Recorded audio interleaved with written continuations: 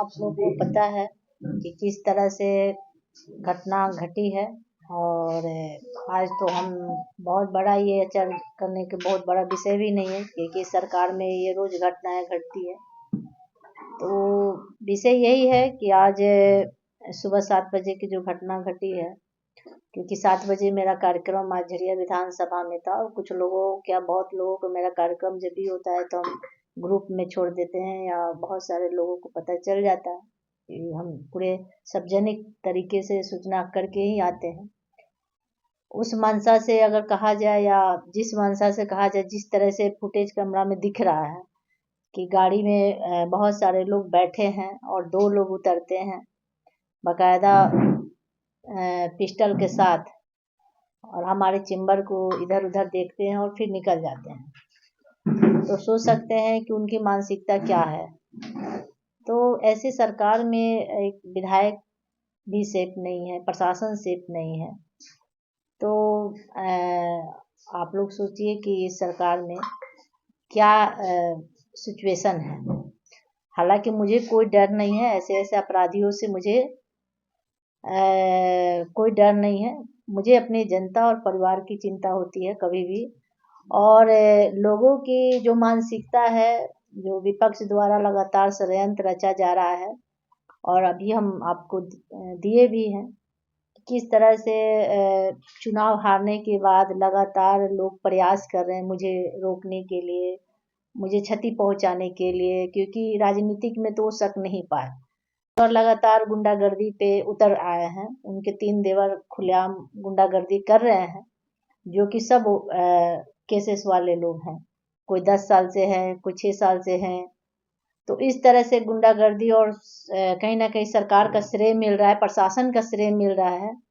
लेकिन आज जिस तरह से घटनाएं घटी है, तो कहीं ना कहीं ये मंशा साफ था कि वो लोग मेरे पे जानलेवा हमला करने आए थे। तो मैं आप सबको बता देना चाहती हूँ कि ये इसके पीछे सीधा सीधी जो 10 साल से फरार चल सभी लोग षड्यंत्र लंबे समय से हमारे पीछे रच रहे हैं कि कैसे इनको क्षति पहुंचाया जाए। तो इस तरह से उन लोगों का लगातार प्रयास जारी है। और सीसीटीवी कैमरा आपको दिख रहा है, किस तरह से पूरा कैमरा आप लोग को दिखेगा कि 2 लोग कैसे आते हैं। पहले चेक करने के लिए आते हैं कि अंदर वो हैं कि नहीं है। तो वो लोग 2 लोग को पहले वो लोग गाड़ी से भेजते हैं। तो बाकी चीजें हम प्रशासन को दे चुके हैं। प्रशासन अब जांच का विषय है, प्रशासन क्या करती है वो हम लोग देखते हैं। ये भी घटना हुई है क्या? हाँ, आगे एक स्टाफ रूम है, वहाँ कंप्यूटर कुछ अपना स्टाफ रखा है, उसमें जाकर उनको कुछ नहीं मिला तो स्टाफ रूम में जाकर फायरिंग करना, मतलब एक छोटा सा एक छोटी मानसिकता वाले लोग कहा जाए, और एक छोटा सा दहशत फैलाने का काम किया गया, और कोई बड़ी बात नहीं है। अगर किसी को लड़ना है तो हम तो बोलते हैं सामने से आके लड़िए, पीठ पीछे लड़ने से कोई फायदा नहीं है। कितनी फायरिंग हुई उसके बाद फिर अंदर इधर आए, क्या हुआ? कितनी फायरिंग हुई होगी? देखिए, जिस तरह से वहाँ के आसपास लोग बता रहे हैं कि 5 फायरिंग किया गया है, 5-6 फायरिंग किया गया है दरवाजे पे, जमीन पे, दरवाजे पे लगातार 2-3 किया गया। और तो इसी तरह करके, और मतलब एक दहशत फैलाने का काम कितने किया लोग गया थे है। उस समय यहाँ पे आपके कार्यालय में? मेरे कार्यालय में अभी सफाई करके जस्ट वो लोग पीछे नहाने वहाने सफाई करके चले गया था, और एक गाली गलौज करके वो लोग हमको लगता है कि थोड़ा सा देर के पीछे से वो निकल गया। तो वो लोग था नहीं, सफाई करके और पीछे से ही। और एक तो बोला कि हम लोग अभी स्नान कर रहे थे, सफाई करके अभी कार्यालय मेरा 7 बजे 6 बजे खुल जाता है। मतलब घटना का समय ज्यादा लोग नहीं थे, 2 लोग ही थे। हाँ, और रोड पे जो लोग थे सभी लोग देखे हैं। क्या कारण? सीसीटीवी कैमरा हाँ बिल्कुल आया है, अभी जैसे दिख रहा है, जो लोग दिख रहा है, क्योंकि थोड़ा सुबह में कुहासा था, उसके कारण से हम प्रशासन को दे भी चुके हैं कि वहाँ आगे गाड़ी लगती है, वहाँ से 2 लोग आते हैं सिर्फ ये देखने के लिए कि अंदर हम हैं या नहीं है, और आते हैं और फिर रिटर्न चले जाते हैं। और गाड़ी में कौन कौन से लोग हैं वो हमारे स्टाफ भी देखे हैं। तो वो सब चीज़ें हम अपने लिखित तौर पे दे चुके हैं प्रशासन को, प्रशासन अवगत इस बात की भनक पहले उनको लगी थी क्या कि आज सुबह 6 बजे यहाँ पे आप पहुंचने बिल्कुल, वाले हम थे? अभी तो बता रहे हैं कि 7 बजे के मेरी यहाँ झरिया विधानसभा में दौरा थी। क्या कारण हो सकता है ये इस तरह से नजर कराने के पीछे? देखिए, एक बार-बार तो हम बोल रहे हैं कि लोग मेरे से राजनीतिक में नहीं सके, तो अब मुझे डराने का प्रयास किया जा रहा है।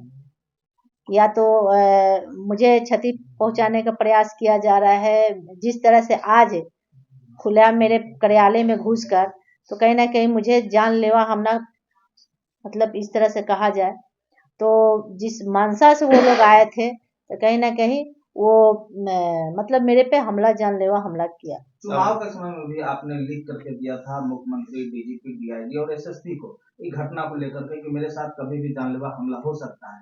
उस समय भी प्रशासन अभी तक कोई कार्रवाई उस समय भी नहीं की थी और आज क्या लग रहा है इस पर प्रशासन कितना खड़ी उतरी है? इसलिए कि चुनाव में जो अपराधी तत्व के लोग थे, वो खुलेआम घूम रहे थे। उनके जितने भी 10-12 और भी जितने अपराधी तत्व के लोग थे, बाहर से भी लोग आए थे और लोग घूम रहा था। तो प्रशासन श्रेय देता है किसको? अपराधी तत्व, जब यहाँ प्रशासन ही सेफ नहीं है। आप तो देखिए बाघमारा का घटना उदाहरण है। जब झारखंड में हमारे प्रशासन सेफ नहीं है, सुरक्षित नहीं है, तो आम जनता कहाँ से रह सकती है? लेकिन हम खुल के बता रहे हैं कि ऐसे-ऐसे 2 कौड़ी के लोगों से हम डरने वाले नहीं हैं। लड़ते रहेंगे और चाहे कितना भी वो काम कर ले, कितना भी कुछ कर ले, उनके खिलाफ हम आवाज़ उठाते रहेंगे और लड़ते रहेंगे और हर मोड़ पे हम संघर्ष